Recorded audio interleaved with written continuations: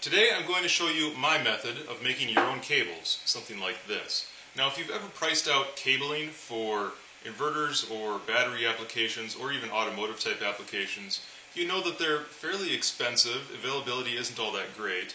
It's often difficult to get the correct ends that you want on each end of the cable and to get the correct length, color, and cable type, gauge, etc. A lot of times the only practical solution is to make your own cables. And I have a video, I'll put a link somewhere on this video, about how to select the right wire gauge for your application. I'd highly recommend checking out that video. There's not very many videos out there that accurately describe how to select the proper cable. But I left out how to put the right terminations on the end. Now, there are so many different types of terminations and such out there that it's not all that practical to add that to that cable video, so I'm making my own video here. And for this, I'm simply going to put ring terminals on some cables that I have to make. To make your own cables, you obviously need two things. You need cable and terminations. In this case, I have some 2-gauge cabling. This is true 2-gauge. I measured to make sure that it was true 2-gauge. Oftentimes, it is not. And that's important because if it's not, it won't properly fit the terminations that you choose. In this case, I'm using these ring terminals, heavy-duty pure copper ring terminals. So let's go out to the garage and I'll show you my process for making cables. On the bench, I have the basic tools that I'm going to use for this task. First, of course, I have my cables and terminations. I have something to remove the insulation. You can use a wire stripper. I find that standard utility knife works just fine. Something to cut the cables, of course. You could also use a utility knife for that. Solder of some sort. This is electronic solder. I would recommend something that is thicker. It contains more flux, but regular solder, some flux, your propane torch. I'm going to use a punch and a hammer. That's somewhat optional. And I'm going to use my bench vise with anvil to do the rest of the work. The first thing to do is to cut your cable to length. And the proper length for mine is about right here. I'm just eyeballing it. So, now that we have our cable, it's time to strip some insulation off of each end. This is the end that I just cut. It's nice, bright, shiny copper, as it should be. This is the end that was exposed when I purchased this roll. And you may notice that there is some oxidation on it. I would always recommend to cut off the ½ inch or so of the exposed end of the copper wire before you put your terminations on. Otherwise, when you try to mate these two together, they won't necessarily make a low conduct or a high conductivity connection. And it'll be difficult to solder also because there's corrosion in there. Now there's many different tools out there for stripping insulation off of cabling. I prefer to just use a utility knife. It works just fine if you're careful. I don't make cables every day, so I don't want to go out and buy a new tool for it. I have one that works. I'm just going to use this. In terms of how much insulation to strip off, you'll take your connection, whatever it might be. This happens to be this copper ring terminal. Put it on here and see how far up you need to strip it. In this case, I need to go at least up to here, and I should go a little bit further also, because you need to have some copper exposed behind the end of this ferrule, or otherwise you won't be able to put solder inside. Now that the insulation has been removed, and I actually removed a little bit too much, but that's alright. Next thing to do is to grab your flux. This just happens to be some standard rosin flux that I have. Take your flux and dip your cable into it. You don't need a lot, just a little bit to help the solder flow. And that's good. Flux is actually acidic, and you need to burn off all of the flux, otherwise the copper will corrode over time. That's extremely important. So if you use too much flux, you can actually get a joint that oxidizes over time. So you don't want to use too much flux on this. Something like this is enough. And now you can take your terminal and just slip that over the end. And you can see that I have a little bit excess copper exposed there. I stripped just a little bit too much off, but again, that's not all that important. Next, I'm going to crimp the terminal onto the cable. Now they do make crimpers just for this application. You hit them with a hammer, set them on an anvil, hit it with a hammer, and it crimps the cable. I don't have one of those, and the whole point of this is to save money, so I'm not going to buy one just to make a couple of cables. And you really don't need one anyway. There's alternatives. For example, I have this bench vise, and it's pretty good at squeezing things. So I'm just going to put that in here and crimp it up this way. You could also use vice grips. That'll give you a little bit cleaner crimp than what this does. I usually use those, but I'm going to try my bench vise this time. I see no reason why it wouldn't work.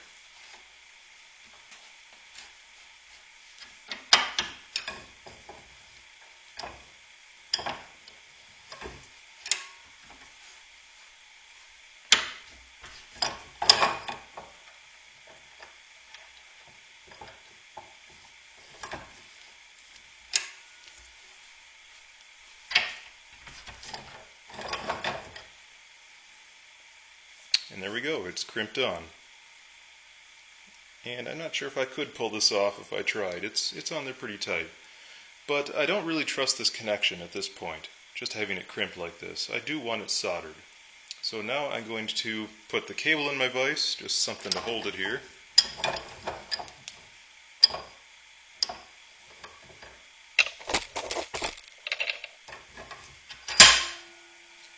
And solder it up.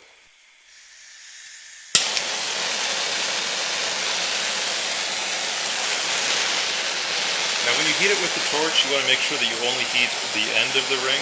If you heat the copper up here, you'll actually see the copper oxidize. You don't want the copper to oxidize, and as this warms up you may notice a partially green flame coming off of it. The green flame is oxidized copper. Now if you oxidize the outside of this terminal ring, that doesn't really affect anything, but you don't want to oxidize anything inside. So that's why I'm only going to heat the end and not the cable itself. And once it's hot enough, the solder should flow into this joint.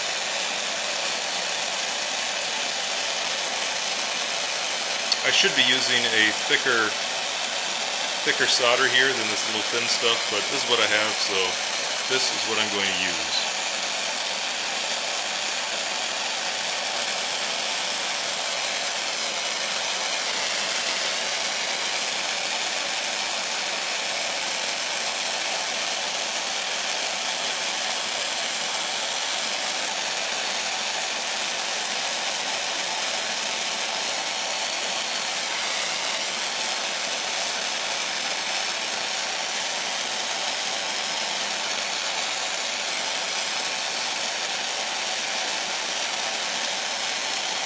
Wouldn't normally take this long if you had the appropriate solder, but I do not, so it takes a long time to feed enough in here.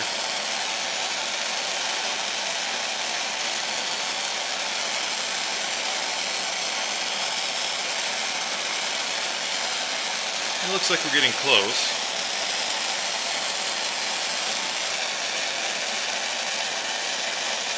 And it looks like it's pretty well filled up. It's going to start dripping out the bottom if I keep going, so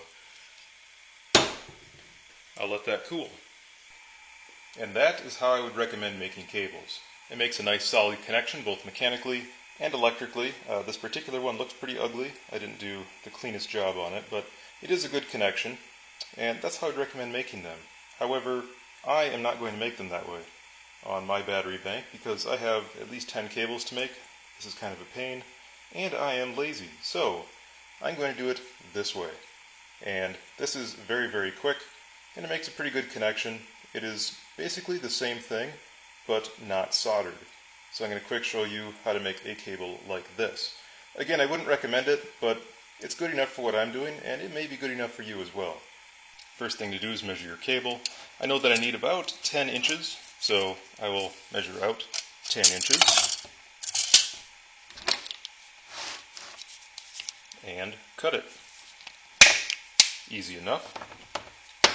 Next, I need to strip the insulation off. I'll do it just like before with a standard utility knife. You don't need any special wire strippers.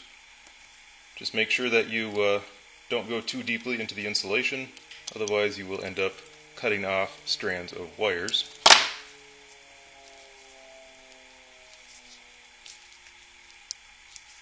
And the insulation will just separate, just like that. And you have a nice clean stripped wire. That was also easy. Next, we'll go over to my bench vise and take your ring terminal and put it into the vise from the bottom side up so that just the ring is sticking out the top. I'm going to center it in the vise just so I can get a good even pressure on it. Start it just so it doesn't slip out. Take your wire, put it in here, and squeeze it down.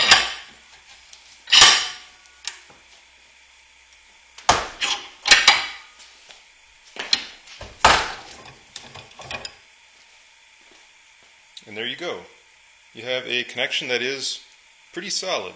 But I have one more step that I like to do just to make sure that it's on there very well.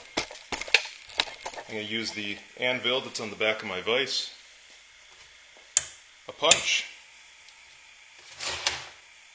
and a very big hammer.